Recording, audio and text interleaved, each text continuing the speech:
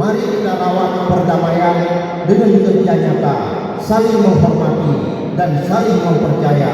Mari kita jadikan Aceh sebagai daerah damai, maju, Islami, bermartabat. Wakil Gubernur Aceh Fadlullah mengatakan tantangan Aceh setelah 21 tahun perdamaian bukan lagi mengakhiri konflik, melainkan memastikan setiap anak Aceh benar-benar merasakan manfaat dari perdamaian.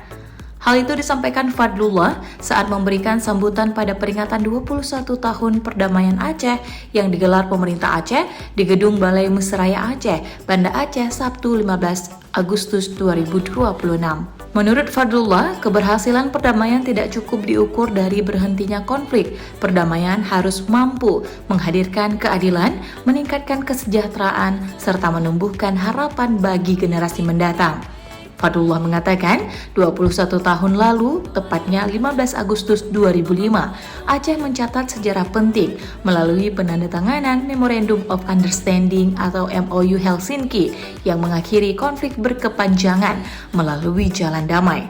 Kesepakatan tersebut menjadi ikhtiar untuk menghentikan pertumpahan darah, memulihkan kehidupan masyarakat, sekaligus membuka masa depan Aceh yang lebih baik.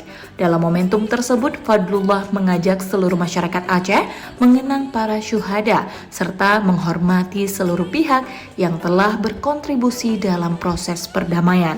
Ia juga menyampaikan apresiasi kepada para tokoh perdamaian, mediator, dan tim perunding di Helsinki, pemerintah Republik Indonesia, negara-negara sahabat, ulama, tokoh masyarakat, serta seluruh pihak yang ikut berkontribusi dalam perjalanan perdamaian Aceh.